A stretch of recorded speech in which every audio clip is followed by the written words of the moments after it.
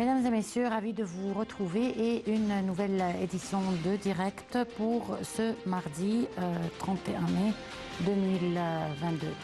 Aujourd'hui, on va parler du continent africain à l'occasion, bien entendu, de la célébration, de la commémoration de la création de l'Organisation de l'Union africaine le 25 mai. Cette union a été créée en 1963. Donc, on va parler du développement du continent africain, de la coopération arabo-africaine et bien entendu aussi du rôle de l'Égypte dans le développement de ses relations avec l'Afrique. Pour parler de cela, nous avons le plaisir d'avoir avec nous aujourd'hui Monsieur l'ambassadeur Abdelhamid Bouzeher, chef de la délégation permanente de l'Union africaine auprès de la Ligue arabe. Nous sommes ravis de vous avoir avec nous. Merci madame, bonsoir à vos téléspectateurs. Merci pour l'invitation et bonsoir à vos téléspectateurs.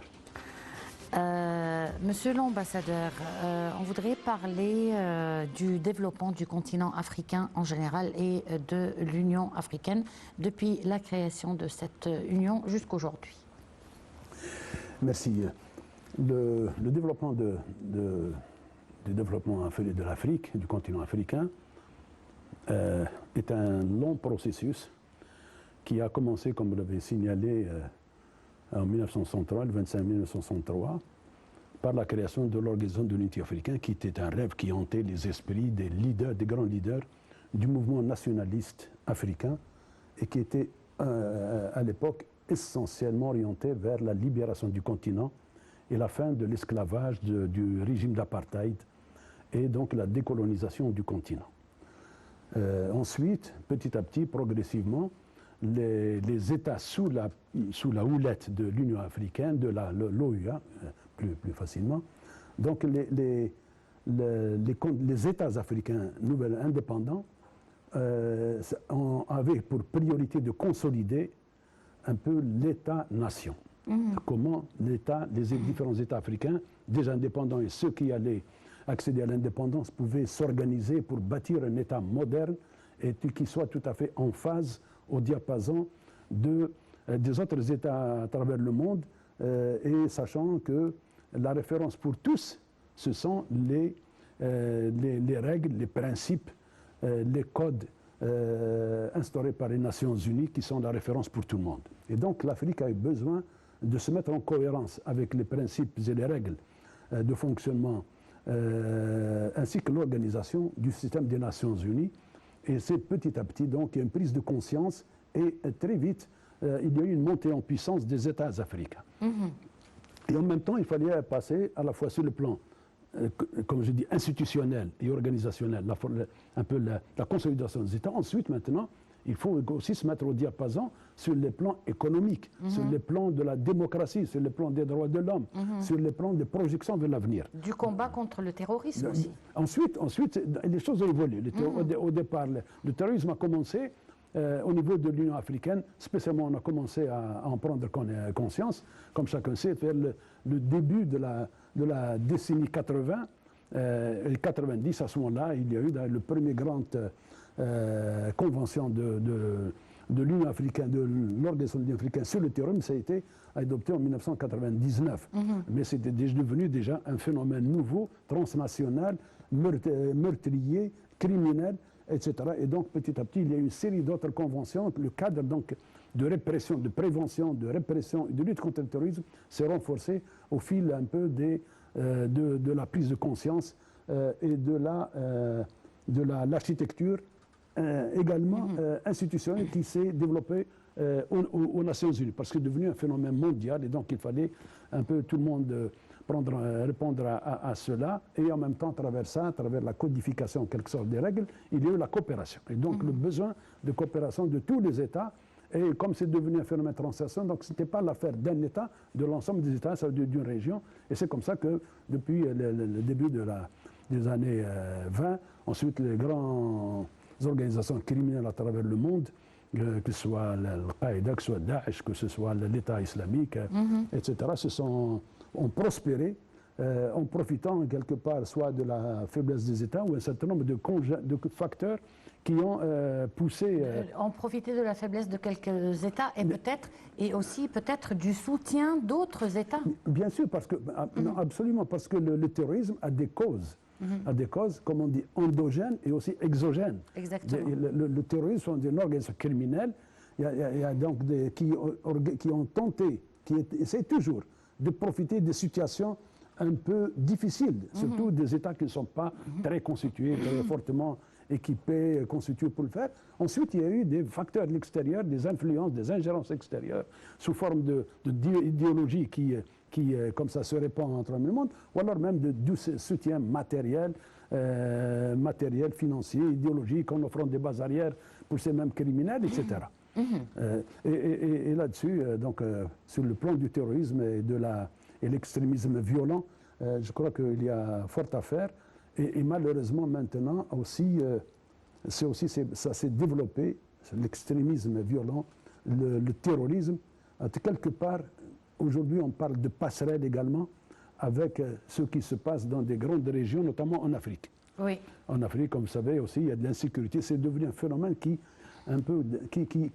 établit, qui inquiète un peu la stabilité des États, qui met en péril la stabilité des États. Surtout avec l'instabilité économique dans le monde aujourd'hui, certainement que ça va affecter le terrorisme. Ce sont les ingrédients qui alimentent effectivement le terrorisme. C'est un peu la pauvreté, c'est la situation délétère de certains pays qui sont connus à travers le monde, mais notamment en Afrique, et des régions très pauvres, où les ressources manquent à souhait, où les jeunes, notamment les jeunes, qui sont un peu la force vive des nations et des États, qui sont portés vers l'immigration, etc., dans des conditions extrêmement difficiles, etc. Et puis, malheureusement, ces mêmes organisations terroristes qui ont échoué ailleurs, ils ont été vaincus, battus, mais comme ils sont animés par le gain financier, donc à travers, en même temps, ils arrivent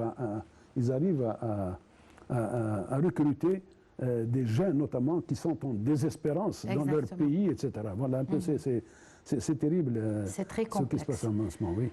Bon, nous avons une série de reportages que nous allons voir ensemble. On va commencer par un premier qui concerne le président Abdel Fattah al-Sisi. On va commenter ces reportages et bien entendu, on va vous poser beaucoup de questions sur les défis du continent africain, sur les progrès quand même qu'il a réalisés et sur sa vision future pour les années qui viennent. Alors, le président Abdel Fattah al-Sisi a félicité les peuples africains à l'occasion de la célébration de la Journée mondiale de l'Afrique.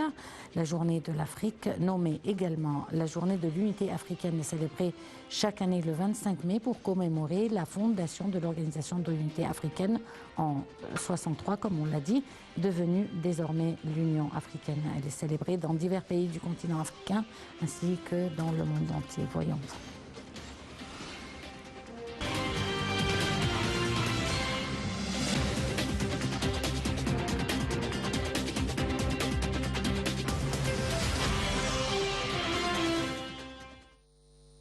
À l'occasion de la célébration de la Journée mondiale de l'Afrique, le président Abdel Fattah el-Sisi a souligné que l'Égypte continuera à travailler avec ses frères africains pour parvenir au développement durable.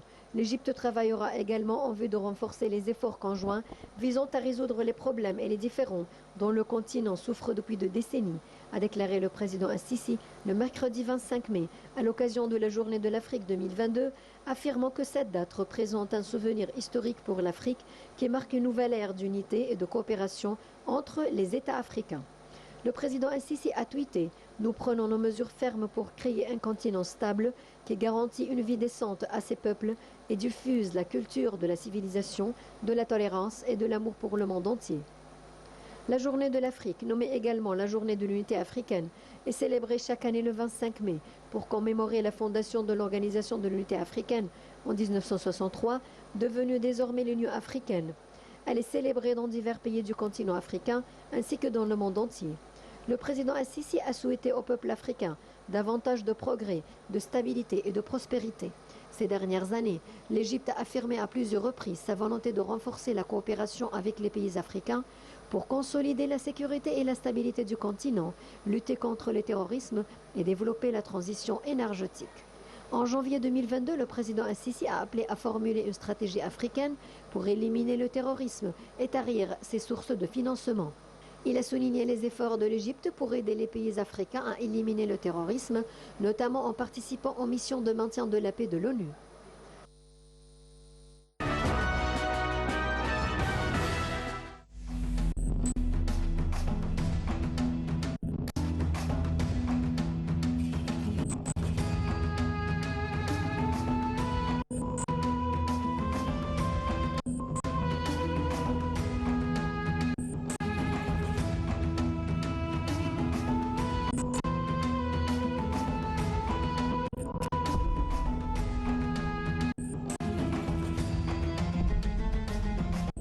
مصيرنا واحد وأهدافنا المشتركة واحدة وما يتحقق من خير وفائدة لمصر من شأنه أيضا أن يعود بالنفع والفائدة على كافة دول القارة.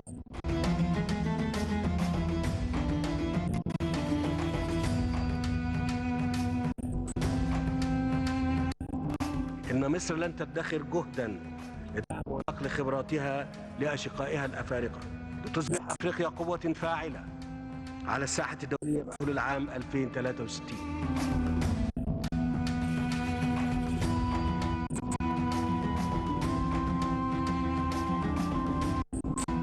سوف تتجه إفريقيا إلى المزيد من التقدم والازدهار والسلام والتعاون المشترك.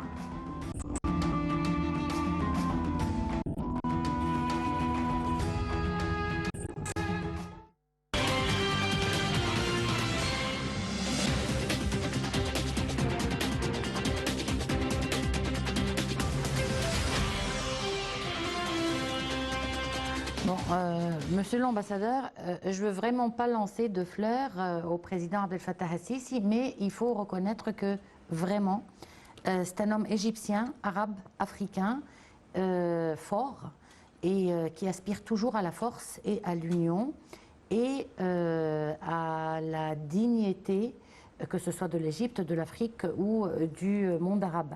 Et je pense que cela s'est beaucoup reflété lors de la présidence de l'Égypte pour l'Union africaine en 2019.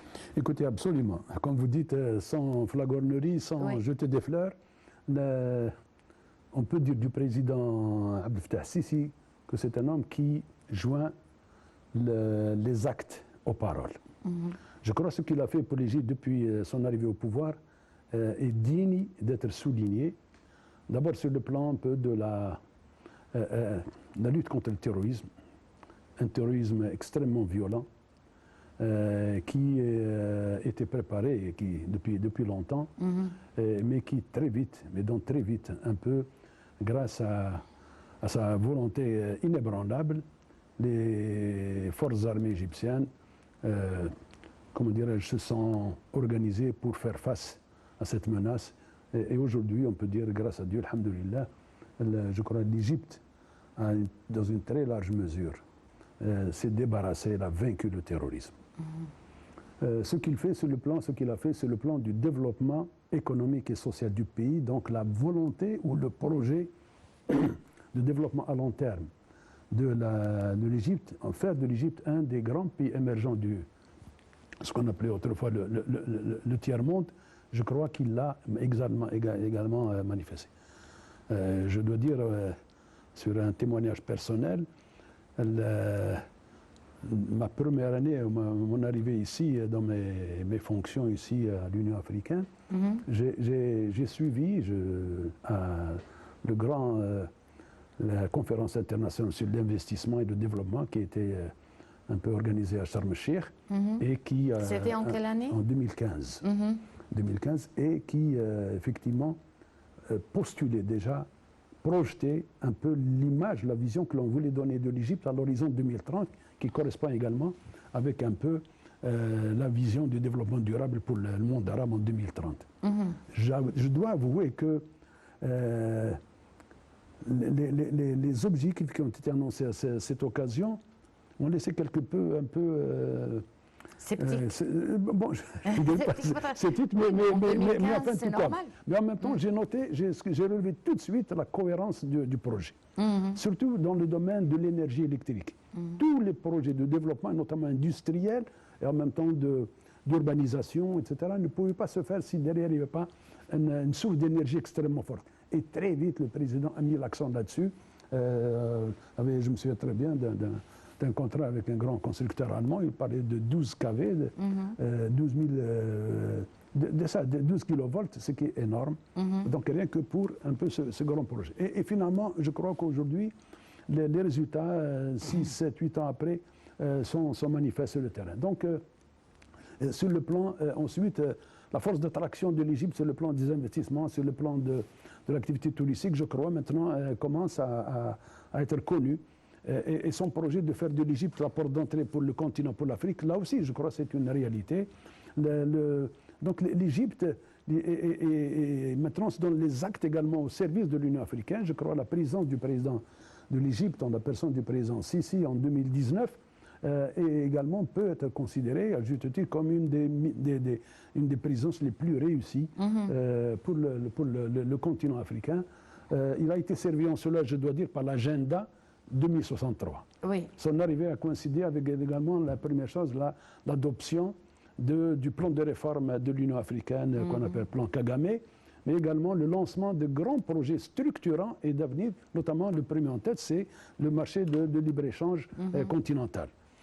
Et donc le président veille personnellement par l'intérêt qu'il porte aux questions économiques, au commerce, à l'investissement. Donc il a suivi ça de très très près. Et donc très vite, durant sa présidence, également le CFTL, donc ce marché commun, ce marché de libre-échange africain, a été vraiment lancé avec effectivement une très bonne coordination avec l'Union africaine, bien sûr, mais aussi le président chargé, le président du Niger, qui était chargé de ce dossier. La même chose d'autres sujets comme un peu l'espace aérien unique qui a été également lancé. Le principe d'autres sujets où des contraintes font que des projets ont été retardés ou rééchelonnés, on peut dire comme ça, concernant la circulation des personnes, le grand sujet qui était faire taire les armes, qui était prévu pour 2020. Et là aussi, effectivement, il fallait le pragmatisme dont fait preuve l'Union africaine pour adapter un peu ses objectifs, ses moyens, sa politique par rapport aux contraintes diverses sur le terrain et aussi notamment la question le terrorisme. C'est une énorme, c'est tentaculaire avec des ramifications, donc c'est compliqué. Donc on a vu que le terrorisme continuait, l'insécurité continuait à se développer, elle touche beaucoup de régions, comme vous le savez en ce moment. Donc ça, en plus, les influences extérieures se tirent à retarder un peu la réalisation d'autres projets ou d'autres objectifs qui étaient des objectifs stratégiques dans la mise en œuvre de l'agenda 2063. Sur le plan international, également, le président a joué un rôle extrêmement actif. D'abord en participant au nom de l'Afrique et en portant le message d'Afrique au G20, au G20 de Berlin, au G7 à Biarritz, comme vous dites, à la conférence internationale sur la sécurité à Munich, à Beijing, il a fait sur le sommet de la ceinture et la route, comme on dit, la participation à 7e TIGAD avec le Japon. Donc, c'est autant de forums, autant de forats où la voix de l'Afrique a été portée. Mais en même temps, on peut parler de l'Égypte et des ambitions d'Égypte. Mais tout ceci, là aussi, je reviens vers ce qui a été dit également dans le commentaire un peu du film, qu'effectivement, on arrive à un stade où pratiquement il n'y a pas en tout cas, la corrélation doit être faite à tout moment. Ce que fait l'Égypte va au service de l'Afrique. Ce que font les autres grands pays de l'Afrique, tout ce qui est de nature à porter vers le haut le développement de l'Afrique et des objectifs, c'est quelque chose à saluer. Donc ce que fait l'Égypte également coïncide dans une très large mesure avec les objectifs stratégiques, etc., et qualitatifs de l'Union africaine. Le président a lancé deux choses aussi par excellence durant cette présidence, c'est la coopération internationale, comme vous venez de le dire, et aussi le recours à l'expertise africaine. Au lieu d'aller confier certains projets à d'autres entités internationale, l'Afrique commence maintenant à s'entraider, à échanger les expertises. Est-ce que vous pensez que les pratiques de cela deviennent de plus en plus concrètes sur le terrain? Ça, je dois dire, effectivement, ça en tout cas, c'est une aspiration d'abord qui est très ancienne, qui est fondée sur la conviction que l'Afrique dispose de compétences de grande valeur, de haut niveau international. Et à ce moment-là, pour se convaincre de cela, il faut revenir vers ce qu'on appelle un peu la fuite de cerveau. Les compétences africaines aujourd'hui qui prospèrent et qui font des miracles dans des pays étrangers, tout ça, c'est des enfants de l'Afrique, formés par les écoles et les universités africaines.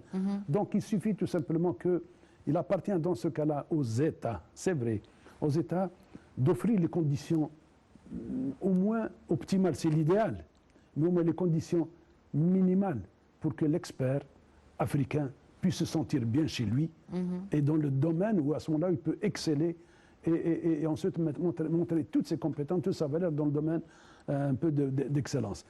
Souvent, la tentation de l'étranger vient du fait que les conditions matérielles ou de travail que l'on offre un peu à cet expert africain viennent de cela. Et là, ça ne peut se faire qu'à travers d'abord une très grande transparence et donner autant que possible la priorité aux experts africains quand ils sont en concurrence, on peut imaginer, avec des experts étrangers. Le problème, monsieur l'ambassadeur, c'est que jusqu'à aujourd'hui, même malgré toutes nos, je dirais, des vedettes africaines qui sont un peu partout dans le monde, mais on a toujours un problème au niveau de la recherche scientifique en Afrique. Écoutez, ça c'était aussi merci pour la question, parce que là, c'est vrai, ça fait partie un peu des talons d'Achille des États africains. Pourquoi? Parce que, et ça c'est par rapport, là aussi je dois dire peut-être la question, il faut la nuancer un peu, la réponse il faut la nuancer, en partant du fait qu'il y a des niveaux différenciés de développement. Il y a des États qui se portent relativement bien, qui consacrent dans le budget national une part importante à la recherche scientifique. Ce qui n'est pas le cas de la plupart, d'un très grand nombre d'États. Oui. Donc c'est vrai que c'est bien qu'en termes dans l'ordre des priorités de ces États, effectivement la recherche scientifique, malheureusement un peu la portion congrue, et donc peut-être la difficulté vient de là.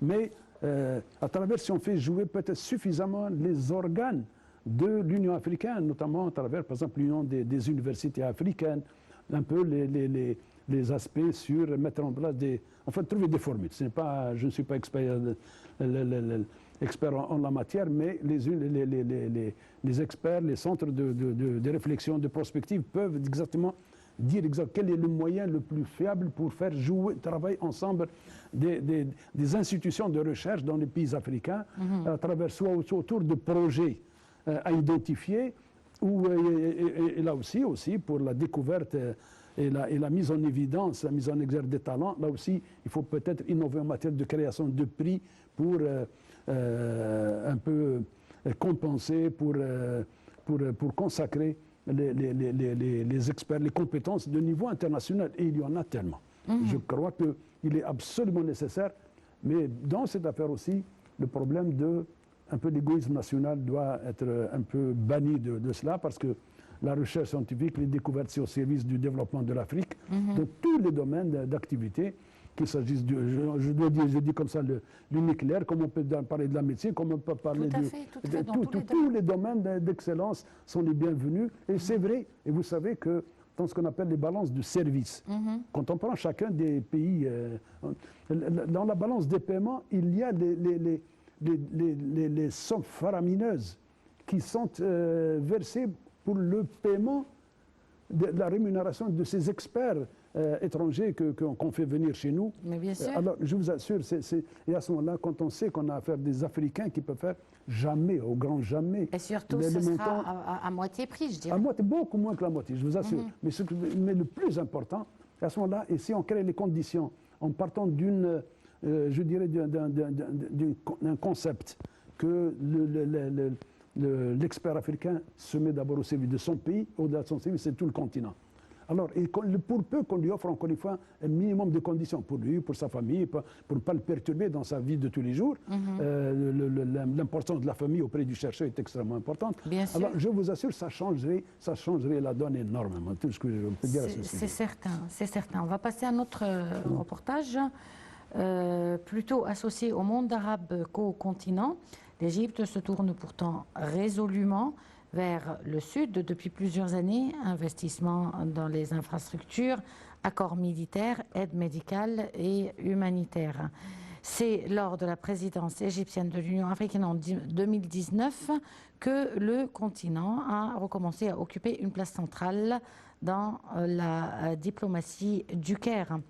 Le président Abdel Fattah al-Sisi s'est occupé de divers dossiers africains, que ce soit sur les questions de la dette, la distribution inégale des vaccins contre le Covid-19 ou encore les effets du changement climatique sur le continent. Un reportage.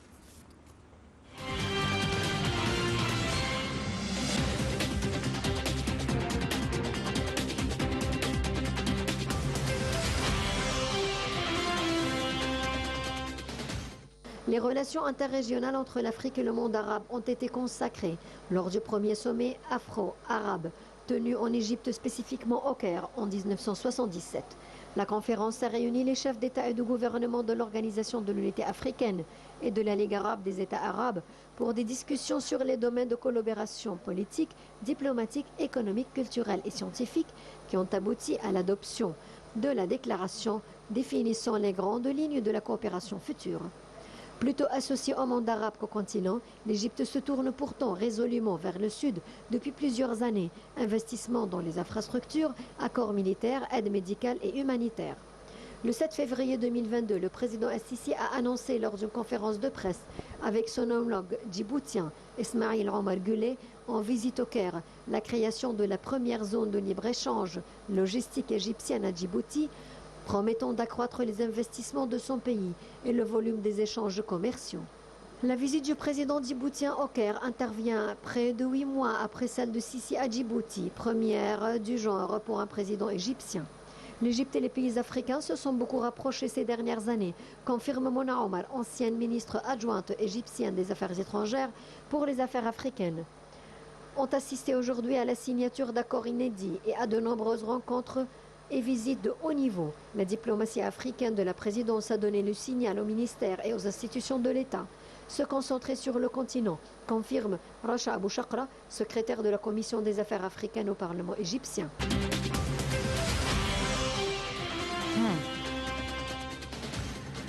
Alors, comme on l'a vu pendant le reportage, on s'est beaucoup intéressé à cette zone, au libre-échange entre Africains, et on voudrait parler plus particulièrement de la zone de libre-échange de Djibouti. Je crois que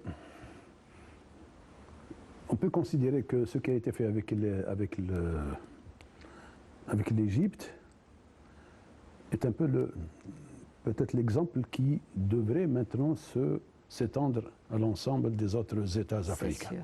Parce que aujourd'hui, le cadre législatif et juridique existe, même technique, parce qu'au fur et à mesure, ce qui est prévu au niveau de ce qu'on appelle l'intégration africaine, c'est qu'on laisse la priorité aux communautés économiques régionales. On a 5 grandes régionales, mais en plus, si on ajoute la COMESA, on ajoute l'IGAD et on ajoute SINSAD, ça fait 8. Donc, à l'intérieur, l'intégration se développe dans ces régions. Et donc, une fois qu'au fur et à mesure que les contraintes qui entravent le développement des échanges commerciaux, l'ouverture des frontières, etc., l'application loyale un peu des régimes douaniers, etc., pas de contraintes artificielles administratives, etc., etc. Et pour peu que les conditions positives telles que l'infrastructure de transport, l'infrastructure routière existent, etc., donc ceci doit forcément se traduire par une augmentation substantielle pour porter le commerce intra-africain, des échanges entre les États africains à un niveau nettement supérieur. Donc ce qui a été fait avec l'Égypte, je crois que les deux pays sont allés loin pour un peu déjà, pour annoncer la couleur, devancer un peu l'instauration effective du marché continental, du marché continental, le marché de libre-échange continental, parce que ça ne va pas se faire comme ça, une annonce officielle. C'est sûr. Mais aujourd'hui, les référents existent. Et d'ailleurs, l'Égypte est très avancée en même temps que Djibouti. Dans la COMESA, on est très en avance sur la question un peu de la libération des échanges commerciaux. Et donc, il y a, etc., une structure, une parastructure qui suit et coordonne tout ça. Donc il y a des résultats au niveau de cette région. Donc je crois que l'Égypte, parce que Djibouti est important pour que Djibouti, parce que c'est un port extrêmement important. Aujourd'hui, donc en termes d'ensuite, ça facilite le transport maritime entre les deux pays, et en même temps, Djibouti peut jouer un rôle un peu de plateforme pour un peu l'éclatement des exportations, même des marchandises égyptiennes vers d'autres pays de la sous-région. Tout à fait. Et parlant d'infrastructures de transport en Afrique, on avait parlé d'une voie ferrée, non? Alors ça fait partie des grands projets. Aujourd'hui, ce projet existe. C'est le grand projet de la grande ligne ferroviaire qui partit aujourd'hui. Elle existe mais en embryon. Au niveau du Kenya, la Tanzanie, etc. Mais l'objectif, c'est de partir, si possible, de l'Égypte, etc., et d'aller vers cette voie ferrée qui va traverser du nord au sud, mais en passant surtout par la région est-africaine jusqu'à la frontière, aux frontières de l'Afrique australe. Et ça, c'est inscrit pour dire l'importance de cette ligne, de ce projet, de ce grand projet, méga projet, c'est que c'est déjà inscrit retenu comme projet prioritaire dans le cadre de la tranche décennale de la mise en œuvre de l'agenda 2063. C'est 2014-2023. Quand on reprend un peu les détails des grands projets, cette ligne figure. Donc, elle est inscrite également. Ce même projet est repris dans le plan d'action qui a été arrêté entre l'Union africaine et la Ligue des États arabes. Pour dire, voilà, encore une fois, que combien de ce sujet, ce projet est extrêmement important parce qu'il a un impact direct sur l'accélération des échanges commerciaux entre États africains.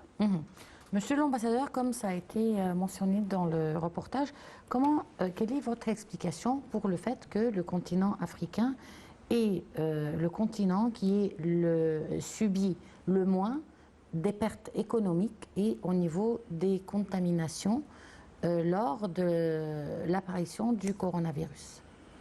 Je touche le bois, bien sûr, mais comment? Vous savez, non, ça c'est vrai, je crois que peut-être chacun peut avoir son idée là-dessus, mais les gens considèrent, alhamdoulilah, comme on peut dire, que en tout cas l'impact de la Covid a moins touché les Africains, le continent, alors qu'au départ, on se disait c'est le continent le moins équipé, sous-équipé, etc. Et que ça risquait de faire de très gros dommages. Alhamdoulilah. Alors, je pense, c'est vrai qu'il y a d'abord une très forte réactivité de l'Union africaine, des États africains. D'abord, c'est vrai. La chose la plus, effectivement, qu'il faut saluer comme un grand événement, c'est la réussite du fameux CDC, le Centre africain de prévention et de contrôle des maladies, qui a été lancé en 2015 et très vite, quand il y a eu déjà les premières épidémies d'Ebola, notamment en Afrique de l'Ouest. Et ensuite, petit à petit, il a commencé à s'organiser sous la conduite d'une équipe de dirigeants de très grande qualité, très grande valeur. Et ensuite, il s'est redéployé au niveau de la Covid. Et là, pour donner des résultats extraordinaires aujourd'hui, si bien qu'aujourd'hui, pour la première fois, on a un plan d'action africain pour la lutte contre la Covid, un peu toutes les maladies, comme on appelle ça, transmissibles. Et à travers le CDC qui est devenu aussi un organe qui va être érigé en organe indépendant pour lui donner tous les moyens qu'il fait et qui fait un excellent travail avec l'ensemble des organisations internationales du secteur. Pardon, oui, ensuite, sur le plan économique. Oui, non, c'est bon. Ensuite, c'est vrai, il s'est intéressé aussi par le sujet d'actualité aujourd'hui, c'est le problème de nutrition, de malnutrition, de sécurité alimentaire. Le CDC aussi, maintenant, il a pris en charge également les problèmes de santé des nouveau-nés, au niveau de la santé infantile des enfants et la santé maternelle, la prise en charge un peu des enfants, des nouveau-nés, tranche d'âge jusqu'à 5 ans, avec tout un programme de prise en charge qui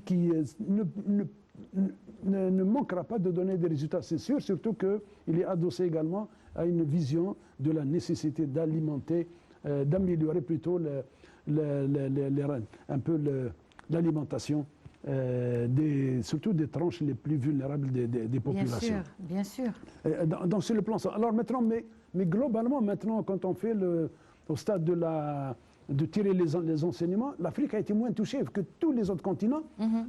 Ce que je crois que, sans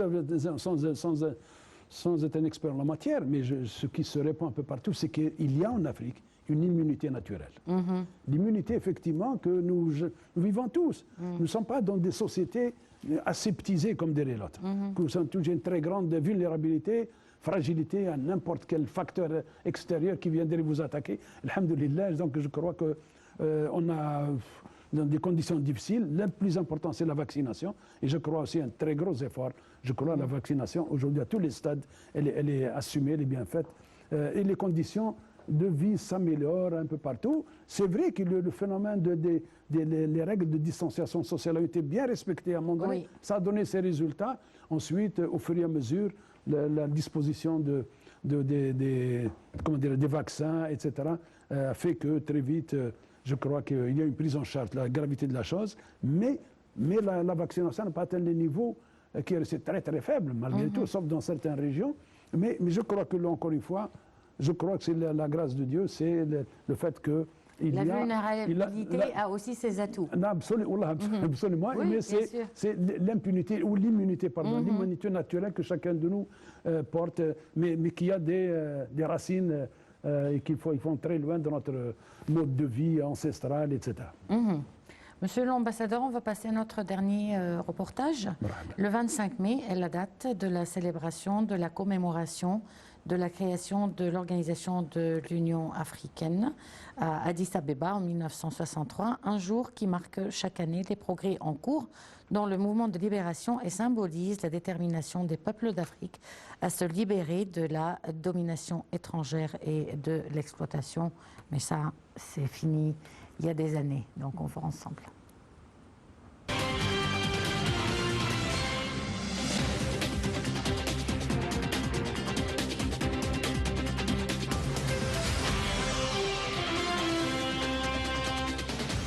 La journée du 25 mai a pour but de symboliquement souligner la nécessité et de renforcer l'unité et la solidarité des États africains, selon la charte de l'OUA, lancée 5 ans plus tard.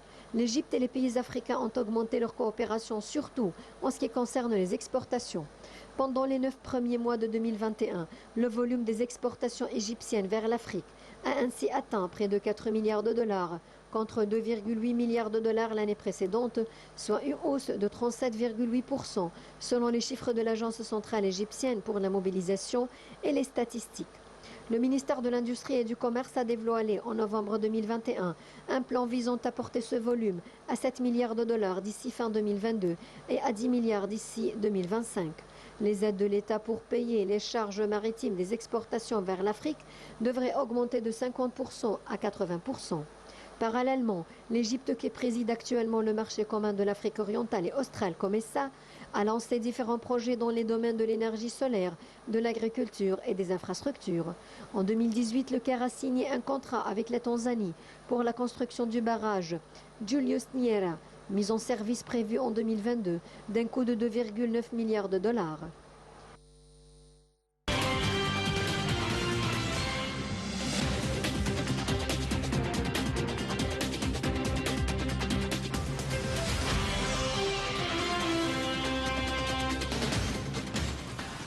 Bon, monsieur l'ambassadeur, puisqu'il nous reste vraiment très peu de temps, mais on voudrait parler de deux thèmes qui sont très importants pour l'Afrique, bien sûr.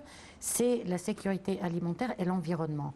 Où nous en sommes par rapport à ces deux questions principales? Oui, je vous remercie. Ce sont des sujets d'actualité aujourd'hui, vraiment l'actualité du moment. La sécurité alimentaire... il y a toujours eu un problème d'insécurité alimentaire. En tout cas, c'est-à-dire le déficit de l'Afrique en termes d'alimentation à partir de céréales qui poussent, etc., sur le continent. Et ça aussi, c'est un des grands défis de toujours et d'avenir, surtout quand on a toutes les facilités, tout le potentiel hydraulique, de foncier, les terres, etc. C'est la terre la plus fertile. La plus fertile, etc. Un seul grand pays comme le Soudan à nos portes ici est en mesure effectivement de faire nourrir tout le continent africain. Bon, mais pour des raisons qu'il faudrait encore une fois étudier, etc. Il y a donc le déficit existe, et en plus il y a une très grande encore dire, variation dans les productions. Il y a de la production céréalière importante dans certaines régions, mais elle ne couvre pas les besoins de l'Afrique. Aujourd'hui, la crise alimentaire aujourd'hui, notamment avec ce qui se passe entre l'Ukraine et la Russie, fait que les débouchés sont quelque part fermés, les céréales existent, mais les bateaux ne prennent pas la mer. Il y a donc, et les pays directement concernés, c'est des pays en Asie, mais davantage en Afrique. Et quand je parle d'Afrique, les statistiques le montrent. Un pays comme l'Égypte est le premier importateur de céréales. Mon pays, je suis de l'Algérie. L'Algérie aussi peut-être vient en deuxième position après l'Égypte. Et nous sommes réellement dépendants de nos importations. Peut-être commencer à penser à l'autosuffisance. Mais c'est un objectif stratégique qui hante tous les esprits. Quand on parle de la coopération arabo-africaine, le premier grand sujet, ça s'appelle comme ça d'ailleurs, agriculture et sécurité alimentaire. On l'a dès le départ inscrit, et quand on parle de sécurité nationale par rapport à nos pays, notamment arabes, aujourd'hui la sécurité alimentaire relève de la sécurité nationale. C'est sûr. Parce que nous sommes, le point faible est là, le talon d'Achille est là, il faut vraiment prendre à bras le corps un peu cette problématique, et l'actualité aujourd'hui dans le monde nous pousse à avancer dans ça. Monsieur l'ambassadeur, le temps passe très vite avec vous. Toutes les questions que vous avez abordées aujourd'hui sont très enrichissantes. Je vous remercie beaucoup d'avoir répondu à notre invitation et on espère vous revoir, bien sûr, pour parler d'autres thèmes qui sont assez importants, non seulement pour le continent africain, mais aussi pour la femme africaine et pour les jeunes africains. Absolument. Moi, de mon côté aussi, je vous remercie. Encore une fois, merci pour Nahel TV et toute la télévision égyptienne. C'était notre plaisir et c'était notre plaisir, bien entendu, de vous avoir avec nous. On se retrouve demain à la même heure avec une nouvelle édition de Direct et un nouveau collègue. Au revoir.